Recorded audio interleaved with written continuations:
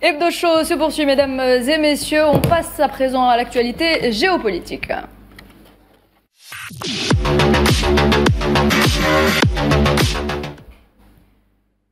Et on commence, messieurs, avec l'actualité au Soudan qui continue de susciter une profonde inquiétude au sein de la communauté internationale. Les images des violences et des massacres de masse, notamment Al-Fashar, sont insoutenables. On les a tous vus. Faisal, vous avez des détails sur ce qui se déroule en ce moment au Soudan? Absolument, il y a un véritable nettoyage ethnique qui est commis dans cette deuxième ville du Soudan, Al-Fashar, par les FSR, les forces d'intervention rapide de Mohamed Hamdan Daglo, Emeti, comme on l'appelle, c'est un chef de guerre. Chef de guerre d'ailleurs très riche parce qu'il est à la tête d'un empire aurifère dans le Soudan et c'est plusieurs experts qui le disent. C'est pour ça que vous avez un pays comme les Émirats Arabes Unis qui s'intéresse à lui, à cet homme, parce que les Émirats, vous savez actuellement, et c'est beaucoup de rapports qui le disent, je citerai seulement le rapport de Swiss Aid, qui est une organisation suisse qui a accusé ouvertement ce pays de vouloir de détourner 85% de l'or qui existe dans plusieurs pays africains. C'est le chiffre donné par cette organisation est de 115 milliards de dollars entre 2012 et 2022. Donc ce qui se passe au Soudan est lié par la volonté de cet émirat de s'accaparer des richesses du peuple soudanais. Il n'y a pas que l'or, il y a aussi l'eau, il y a les terres fertiles, il y a la gomme arabique et d'autres. Les chiffres donnés par les organisations internationales nous aident pour répondre à votre question, parce que la situation est en train de s'aggraver à Fashar. Les femmes ils sont en train de quitter cette ville martyre, et c'est un véritable génocide commis par ces forces qui arrivent à être armées, à avoir de l'armement sophistiqué, notamment parce qu'il y a un soutien émirati. Il y a, au dernier chiffre, selon les organisations internationales, depuis le début de la crise en 2021 et mars 2021, il y a eu 150 000 morts et 13 millions de personnes déplacées. 1,5 million sont partis en Égypte. C'est un véritable drame humain et malheureusement c'est une guerre oubliée parce que cette guerre, ce qui se passe au Soudan, n'apparaît pas forcément dans les radars des médias internationaux. Excuse-moi Faisal, je suis d'accord avec tout ce que tu as dit. Il y a une chose où je ne suis pas d'accord avec toi, cher ami, c'est quand tu me dis il y a un soutien émirati. Non, il y a un sponsoring émirati. Les mots ont un sens, les mots ont un poids, ce n'est pas un soutien, c'est un sponsoring. Dans ce drame. D'accord? Dans ce drame, en l'occurrence, là où les Émirats passent, la paix trépasse. C'est aussi simple que ça. D'accord? Il y a du sang et du chaos dès que les Émirats se mêlent d'un pays ou se rentrent dans un conflit. Ce n'est pas des faiseurs de paix, c'est des faiseurs de guerre. Il faut savoir se dire les choses en face. Ce qui se passe actuellement au Soudan est peut-être aussi dramatique que ce qui s'est passé en Palestine depuis le 7 octobre 2024. C'est un drame à ciel ouvert. C'est un génocide. 2023. C'est un génocide à ciel ouvert. Il faut savoir se dire les choses. Quand tu vois des décapitations en public, quand tu vois des exactions, comment elles sont commises, elles ne sont pas commises pour la beauté du paysage soudanais. Elles sont commises parce que les terres soudanaises sont remplies de minerais et que les Émiratis sont derrière pour récupérer les richesses minières du pays du Soudan. Pas plus, pas moins. Là, en l'occurrence, on parle du Soudan actuellement. Donc c'est une opération de vol à ciel ouvert des richesses d'un pays tiers. Donc c'est un viol de la souveraineté d'un pays tiers par du sponsoring et du soutien logistique, militaire, financier pour piller les richesses d'un pays tiers. Voilà. Ça, par contre, ça ne fait pas une des télévisions étrangères. C'est ça, moi, le drame, où est-ce qu'il est. C'est ce deux poids, deux mesures quant à la différence de couleur ou de continent qu'il y a dans le monde. Voilà ce qui est dramatique. Justement, est-ce qu'on peut parler d'hiérarchisation raciale, Kamal Mansari, lorsqu'il s'agit de ce conflit qui se déroule au Soudan sous nos yeux depuis plus de 2 ans aujourd'hui? Il y a une hiérarchisation raciale du moment que les habitants de Darfour, ce sont les Fours qui sont d'origine africaine noire, et y compris les Messalites qui sont une tribu. Et donc on voit un petit peu Monsieur Daglo, les forces de soutien rapide sont en train de massacrer une ethnie. Pourquoi? Parce que d'abord Al-Fasher était au préalable acquise à la cause, parce qu'il y a eu un changement au sein de la direction de la ville qui est un petit sultanat, pour bien comprendre, qui a changé de position en soutenant le gouvernement légitime d'Abdel Fattah al-Burhan. Mais pour revenir à ce qu'a dit Faisal à propos de l'implication des Émirats, c'est très important. Il y a d'autres rapports qui ont été faits par l'ONU. L'ONU et le département d'État américain et de nombreuses agences occidentales qui ont découvert quoi? Dès que le massacre a commencé en 2023, qu'ont fait les Émiratis? Ils ont décidé, c'est un subterfuge, d'installer un hôpital pour aider les réfugiés dans la région d'Amdjaras, au Tchad, qui est à 40 km de Darfour. Darfour, c'est le fief des FSR. Donc, elles s'en est servi de cette base-là pour acheminer des armements, de l'équipement, y compris des financements. Quand on dit, donc on voit qu'il y a toute une opération qui a été vraiment bien orchestrée par les Émirats pour massacrer une population. Certes, le Darfour, c'est quoi?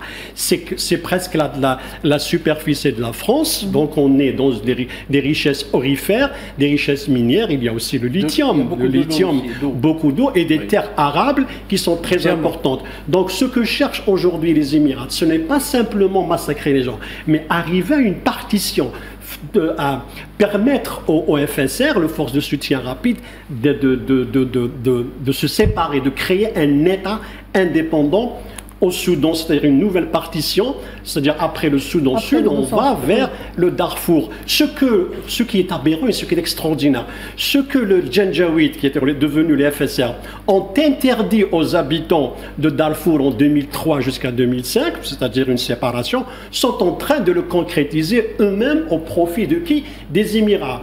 Et on voit un petit peu le danger qui guette ce pays-là. C'est pour ça que le gouvernement Abdel Fattah al-Burhan est allé à l'ONU se plaindre des Émirats et dire voilà, ce pays-là est en train de semer, comme l'a dit Mehdi, semer la terreur, semer la division et semer la mort là où il passe. Non seulement le Soudan devient presque un laboratoire, et c'est le même cas qu'on a vu au Yémen. On a vu comment les Émiratis ont été le premier à massacrer le peuple yéménite, notamment dans la région de l'Hadida, pour la séparer et en faire un îlot indépendant sous contrôle émirati. Donc là, les Émiratis ont quoi? Une stratégie. Ce n'est pas simplement pour piller les ressources, mais pour instaurer une stratégie. C'est séparer toute la région du Sahel, à partir du Mali, parce qu'ils sont aussi présents au Mali, jusqu'au Somaliland et au Puntland aujourd'hui, les acheminements et les armements passe par le port de Puntland et affaiblir aussi la partie qui est contrôlée par le gouvernement de Burhan pour arriver plus tard à ce que toute la côte du soudanaise devient sous contrôle des FSR ou bien des Émirats. Donc il y a une stratégie, ce n'est pas simplement je prends les richesses et je pars. Non, c'est un contrôle qui part parce que toute la région du Sahel, elle va jusqu'au Cap-Vert à partir du Soudan. Donc s'ils arrivent à avoir toute cette région-là, il reste quoi? En Turquie. En ceinture, un pays comme l'Algérie qui est très important, qui dénonce la politique ou bien les manœuvres émiratis dans la région, que ce soit en Libye, au Soudan, au Mali, et y compris avec le voisin marocain. Aujourd'hui, on sent très bien qu'il y a une stratégie bien ficelée par les Émirats pour faire en sorte à ce que toute la région du Sahel, y compris le Maghreb, reste dans une situation d'instabilité chronique. Et donc le but, ce serait d'isoler l'Algérie, Badius? Avant d'isoler l'Algérie, c'est qu'il y a un projet perniché, effectivement. C'est-à-dire qu'il faut se poser la vraie question, à qui profite le crime aujourd'hui? C'est-à-dire qu'au-delà des richesses, c'est aussi une partition faite par les Émirats à vouloir financer le chaos, puisque c'est finalement les architectes du chaos, c'est les parrains du chaos aujourd'hui, notamment dans la région, pour la mettre ce qu'on appelle un chaos organisé, structuré, qui profite effectivement aux intérêts des Émirats Arabes Unis. C'est aussi pour créer un corridor aurifère, par exemple, de richesses, notamment de terres rares, entre le Mali et Abu Dhabi. C'est aussi comment isoler d'une manière sécuritaire l'Algérie et rendre ce Sahel une espèce de zone grise, notamment de non-droit. C'est pas un hasard qu'aujourd'hui l'épicentre du terrorisme international s'est délocalisé pour venir plus vers le Sahel. Donc on voit bien qu'effectivement il y a des enjeux sur lesquels les Émirats aujourd'hui mettent tous ces moyens financiers, humains, technologiques également. C'est pas un hasard que le convoi logistique en provenance de Libye et en partance vers le FSR, d'ailleurs qui a été détruit en cours de route, c'est pour vous dire qu'effectivement il y a cette alimentation de ce conflit pour encore une fois déstabiliser et le Soudan, et à travers le Soudan c'est toute la région, y compris d'ailleurs la Corne d'Afrique. Donc moi j'aimerais juste rappeler aujourd'hui que d'abord le Soudan, ce n'est pas nouveau, au mois de mars 2025 avait déposé une plainte notamment au niveau du CPI en mars 2025. Et aujourd'hui, beaucoup de pays se concertent à vouloir déposer plainte au TPI vis-à-vis de ces exactions, mais surtout ce financement du chaos, notamment dans la région, y compris l'Algérie, d'ailleurs aujourd'hui, qui n'exclut pas cette éventualité. Il y a aussi des organisations de défense des droits humains qui comptent justement déposer plainte contre les Émirats arabes unis. Il faut noter c'est que les Émirats arabes unis, en fait, est un sous-traitant. Ils sous-traitent pour l'entité sioniste, pour Israël, y compris, comme l'a expliqué, si bien expliqué Kamel, par rapport au Sahel, parce que là où il y a les Émirats arabes unis, il y a les Israéliens derrière, évidemment. Ils ne vont pas apparaître sous cette forme de soldats du Mossad notamment pour déstabiliser les pays, parce que l'objectif des Émirats, il y a beaucoup de rapports qui le disent, y compris qui ont été ignorés évidemment par les médias, dont une dépêche de l'agence Reuters qui évoque l'immense trafic de minerais, notamment d'or, organisé par les Émirats arabes unis à partir du Mali, du Niger, du Tchad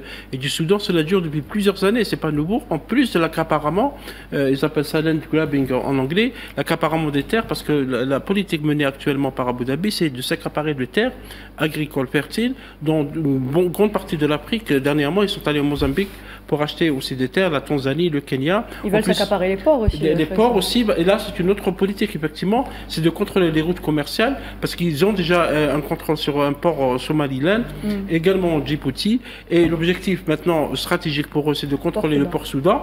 Et rappelez-vous que le port Soudan, en mai dernier, il a été bombardé par des drones. D'où ces drones, on a dit que c'est les FSR qui bombardent le port Soudan. Est-ce que les FSR, ils ont des drones qui sont capables d'arriver donc au port Soudan, le port Soudan.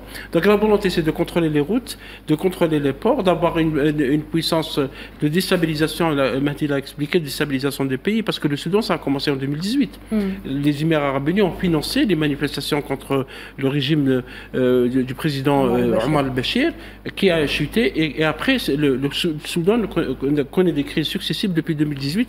Ça a été justement alimenté par les Émirats arabes unis, comme actuellement dans une partie de la Libye, parce que la crise libyenne, elle est en partie soutenue, sponsorisé, pour reprendre le terme de Mahdi, par les Émirats arabes unis. Idem pour le Mali, idem pour le Yémen, parce que les Janjaouid, l'ancien Janjaouid qui est donc Hamiti, qui est le patron des FSR, une partie de ses mercenaires étaient au Yémen. Regardez ce qui s'est passé au Yémen, sponsorisé aussi par les Émirats arabes unis. Donc ce pays est un exportateur de déstabilisation. D'ailleurs dernièrement, le nom de ce pays commence à apparaître sur les réseaux sociaux comme un parrain et un sponsor de la déstabilisation des pays. Il y a eu aussi des manifestations récemment qui sont passées inaperçues évidemment dans les médias mainstream à Londres et à Paris pour dénoncer le rôle néfaste de les Émirats arabes unis au Soudan.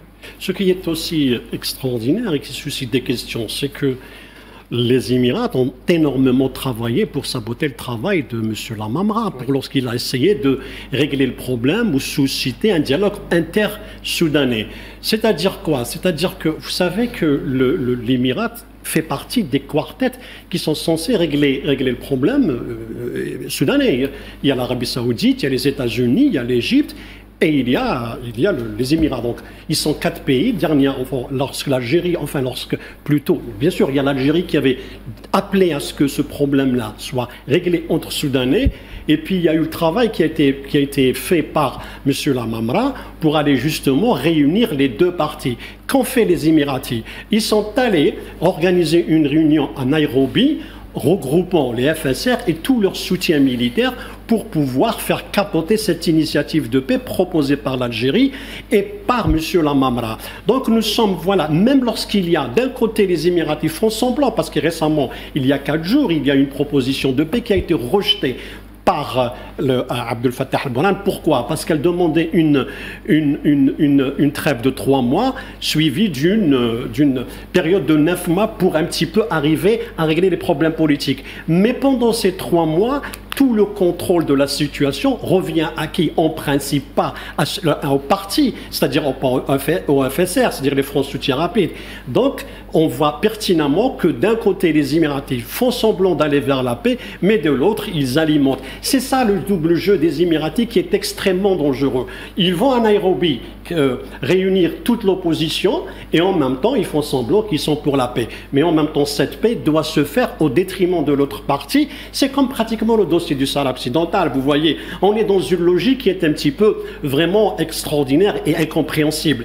Un parti à qui il fait tout et l'autre qui fait rien, c'est-à-dire qui n'existe pas. C'est ça. Pourtant, la légitimité au Soudan revient jusqu'à aujourd'hui au gouvernement de Burhan. Abdel Fattah Burhan, c'est lui qui représente les Soudanais au niveau international. Mais les Émiratis font quoi? Ils essayent de renforcer la position du FSR en leur donnant 3 mois de paix pour leur permettre de s'organiser à El Fasher et en faire un fief et en faire une forteresse pour envisager une attaque prochaine sur Kordofan.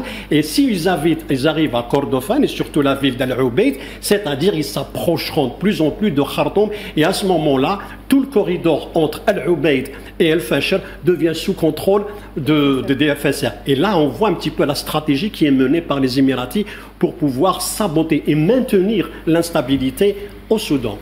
Mais pas qu'au Soudan d'ailleurs.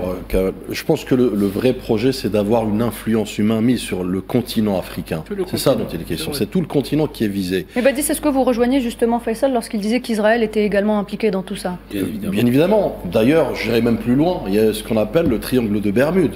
Le triangle du chaos, c'est-à-dire le Merzen, l'entité sioniste et les Émirats. Donc il y a des accointances et des collusions pour en parler. Mais pour revenir aux Émirats, vous savez, même le GCC, le groupement des pays du Golfe, n'est pas épargné justement de ces projets néfastes. Rappelez-vous les crises multiples qu'il y a eu dans la région, notamment le Qatar, à titre d'exemple, où les Émirats ont joué toujours ce rôle de vouloir gagner la guerre du leadership dans la région. Ils ont fait un blocus avec le Qatar. Exactement, un blocus. 2 blocus.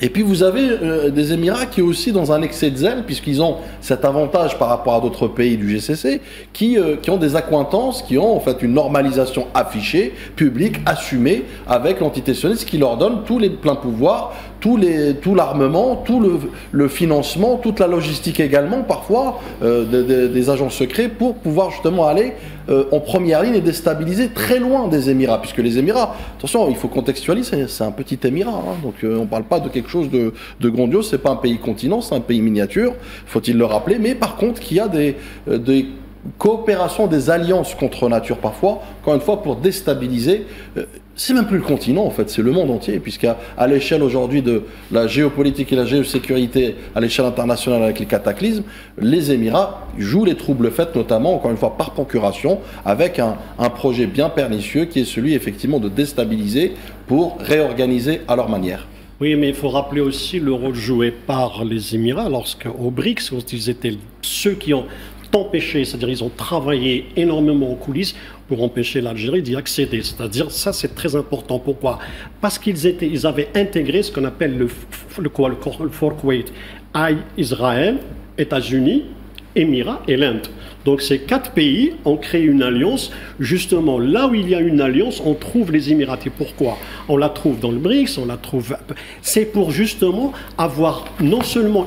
Ce n'est pas simplement une stratégie de survie, parce que c'est vrai, c'est un pays désertique où il n'y a que le pétrole. Mais en même temps, c'est pour s'afficher comme un élément qui peut déstabiliser ou avoir son poids dans le monde. Mais ce poids-là, ou cette influence, ils ne peuvent l'avoir que lorsqu'ils se sont liés avec Israël, ce qui démontre aujourd'hui que l'accointance ou la collusion entre Israël et les Émirats n'est pas simplement quelque chose de circonstanciel, mais qui se projette dans l'avenir. Et quand on dit se projette dans l'avenir, ça sera aussi demain, puisque la région la plus visée du monde arabe et qui reste loin de toute influence israélienne, c'est bien l'Algérie. Et à ce moment-là, on voit pertinemment qu'à l'avenir, donc la grande menace ou le grand enjeu sera le Maghreb. Et quand on dit Maghreb, bien évidemment, il y a la Tunisie, mais le grand client et la grosse pièce, comme on dit dans le langage politique, c'est bien l'Algérie qui sera ciblée plus tard. Kamel, la déstabilisation concerne également le Sahel, parce que l'agence elle y est déjà. Elle est accélérée parce que l'agence Reuters, qui est une agence internationale, a rapporté récemment que les Émirats arabes unis auraient payé de 50 à 70 millions de dollars pour une rançon pour libérer deux otages émiratis au Mali. Que faisaient ces émiratis au Mali, on ne sait pas. Mais l'Algérie, vous savez qu'à travers la convention de l'ONU, l'Algérie a grandement contribué du tourisme au Mali à travers cette convention pour dénoncer le financement du terrorisme. Parce que payer une rançon de 50 millions de dollars pour des groupes terroristes, c'est d'une manière... Absolument, c'est une violation du droit international. C'est un chiffre très très important parce que 50 millions de dollars, vous pouvez imaginer... Ce qui a fuité. L'agence Reuters, c'est une agence très sourcée et sérieuse, donc ce chiffre est très important. Ça va servir à acheter des armes, on va acheter des mines, on va acheter des bombes, etc. Ça veut dire que c'est un financement, j'allais dire Kamel, direct du terrorisme, de la déstabilisation des pays du Sahel, parce que ça va toucher tous les pays de cette région. Cela va du Niger au Tchad, en passant par le Burkina Faso, la Mauritanie et d'autres pays. Oui, vous savez, c'est une tactique qui était faite par de nombreux pays qui étaient impliqués dans le Sahel. C'est d'envoyer des gens qui se font enlever et on paye des rançons. Le record a été 5,2 milliards. Des millions plutôt d'euros pour libérer des otages français. Et on voit un petit peu l'ancienne ambassadrice des États-Unis au Mali qui avait accusé la France d'avoir payé pendant de 2002 à 2005 17 millions d'euros. Et aujourd'hui, quand on entend 50 millions, ce n'est pas un paiement de rançon, c'est un financement direct de groupes terroristes. Et c'est là pour maintenir quoi? Maintenir la région dans une situation d'instabilité. Et lorsqu'on dit 50 millions, ça c'est ce qui est pas simplement... il va surtout pour le recrutement. Recrutement, le paiement des armes et le recrutement. Parce que on ne peut pas faire traverser ça par des banques, ça laisse des traces. Donc on va directement envoyer des gens qui se font enlever, comme dit Mehdi, pour faire du tourisme, alors qu'il y a d'autres otages qui ont été enlevés. Il y a un Bosniaque et un Croate qui ont été enlevés au Mali depuis septembre 2025, 5 septembre, et aujourd'hui n'ont pas été libérés parce que personne ne paye des rançons. Et lorsque les Européens... Le droit international interdit. Oui, c'est lorsque ces pays-là payent des rançons, ça retombe sur nous. Rappelez-vous ce qui s'est passé en 2022, lorsque des otages français ont été libérés, moyennant la libération de 200 terroristes, on a retrouvé des terroristes libérés au Mali, on les a retrouvés à Tlemcen, ont été arrêtés par l'ANP, et c'est là où le général Chengriha s'est dit, il a presque piqué, c'est-à-dire c'est-à-dire la déclaration de dire stop. Il a accusé directement la France de financer le terrorisme, alors qu'on sait pertinemment que c'est interdit par la loi internationale, et c'est comme ça qu'on retrouve des terroristes libérés en Algérie. Alors messieurs, on va continuer à parler des Émirats arabes unis et du rôle que jouent ces Émirats aujourd'hui dans le conflit au Sahara occidental. Baptiste, je me tourne vers vous. Les Émirats sont aujourd'hui un soutien énorme, un soutien de poids, comme on peut le dire, au colonialisme marocain. Alors un soutien de poids effectivement, mais non sans prix et non sans compromis. Exact. Même je dirais même compromission. Parce que si on revient au Merzan aujourd'hui, il fait office de courroie de transmission, notamment pour cette entité sioniste et notamment pour les Émirats dans la région. Et donc à travers elle, c'est l'Algérie qui est effectivement la première cible. L'Algérie, surtout sa diplomatie cohérente, constante, mais surtout aussi qui défend les causes justes, comme la cause palestinienne, par excellence, comme la cause du Sahara occidental et un peuple opprimé, dernière colonie d'Afrique. Nous avons vu, lors de la résolution 2797, cette surexcitation diplomatique, notamment avec à travers des lobbies, y compris européens, pour pouvoir contrecarrer justement et soutenir le narratif du Merzan. Peine perdue, puisque c'est une résolution chimérique, une résolution qui n'a ni queue ni tête, qui n'a pas de sens, et d'ailleurs qui décrédibilise quelque part la volonté de l'entité sioniste et du Merzen et l'Émirat, que j'ai qualifié, comme je disais tout à l'heure, le triangle de Bermude. Mais moi, ce qui me choque le plus, effectivement, et d'ailleurs on le voit à travers cette une du soir d'Algérie, où on a un monarque qui est complètement déconnecté de son peuple d'abord, et puis qui aujourd'hui d'ailleurs, la symbolique, c'est qu'il aille fêter cette pseudo-fête de la marche verte pour changer la typologie sociétale d'un territoire qui n'est pas marocain, pour aller le fêter effectivement, partager cette fête, pseudo-fête entre parenthèses, avec le donneur d'ordre, avec le maître d'ouvrage notamment, qui sont les Émirats Arabes Unis. Et puis aussi, il y a un autre fait qu'il faut rappeler, Nouhed, c'est que la normalisation aujourd'hui, le Maroc est devenu un promoteur de cette normalisation. C'est que non seulement il défend effectivement bec et angle le projet de l'entité sioniste, à vouloir effectivement faire croire l'incroyable, à savoir que le Sahara occidental est un Sahara marocain, sauf que, encore une fois, il oublie de dire qu'il est régi par le droit international, et là je rejoins, je souligne les quelques déclarations récentes, y compris de celle de Stéphane de Mistura, qui effectivement a désavoué complètement le narratif du Merzen et de l'entité sioniste, et c'est quelque part aussi, c'est pour dire qu'aujourd'hui, l'Algérie campe sur sa posture, qui est une posture juste, à vouloir défendre encore une fois les peuples oppressés, mais surtout aussi pour aider avec d'autres pays, d'autres puissances, y compris, on peut revenir sur la déclaration de la Russie, effectivement, sur le Sahara occidental, qui revêt plutôt de la sagesse, de la raison, plus qu'au fait de la subjectivité aujourd'hui du Maroc, qui d'ailleurs en a fait une fête, apparemment. Le jour de cette résolution, du vote de cette résolution, est devenu une fête nationale. Donc c'est pour dire qu'effectivement ce déphasage complètement farfelu d'une monarchie en perte de vitesse, d'une monarchie en perte de repères, d'une monarchie en perte de dignité, en perte d'idéaux, en perte aussi de valeurs tout simplement et de principes que l'Algérie a et défend constamment, avec constance en tout cas, avec une diplomatie encore une fois qui est au service de l'intérêt commun, au service des peuples oppressés. Selon les médias marocains, le roi Mohamed VI est parti aux Émirats Arabes Unis pour une visite privée. Donc on ne sait pas quel est le contenu de cette visite. Et rappelez-vous qu'il avait déjà visité, visite d'État, en décembre 2023, les Émirats Arabes Unis, Abu Dhabi, il est resté plusieurs jours. Effectivement, je suis d'accord avec vous, Badis, c'est un roi qui est complètement déconnecté, parce qu'on sait qu'il y a des manifestations des jeunes marocains contre les mauvaises conditions sanitaires, contre le système scolaire qui est défaillant, contre le chômage, etc. Au lieu de répondre à ces demandes populaires de la population marocaine, on parfaitait ce qui est appelé la marche verte il y a 50 ans par rapport au Sahara occidental. Et c'est vrai que les médias marocains, lorsqu'on les a lus cette semaine, c'est une fête. Ils considèrent la résolution 2797 du Conseil de sécurité de l'ONU comme une victoire, alors que tout le monde, tous les experts, toutes les personnes objectives plaident pour le contraire. C'est une résolution qui n'a pas vraiment avancé le dossier du Sahara occidental, même si ce n'est pas des Mistura, d'ailleurs, qui est l'envoyé spécial de l'ONU pour le Sahara occidental, a fait une déclaration pour dire qu'il n'y a aucun résultat prédéfini par rapport à cette résolution, et que finalement on va revenir aux négociations entre le Polisario et le Maroc, et rappeler aussi que... Christophe Ross aussi a dit la même chose. La même chose, personnel du secrétaire général de l'ONU. Absolument, c'est des experts qui connaissent parfaitement le dossier, donc c'est des gens qui savent ce qu'ils disent. C'est pas ce que disent les médias marocains par rapport à cette résolution, une victoire diplomatique, etc. Ça veut dire que au lieu de s'intéresser aux problèmes internes marocains, parce qu'ils ont tendance à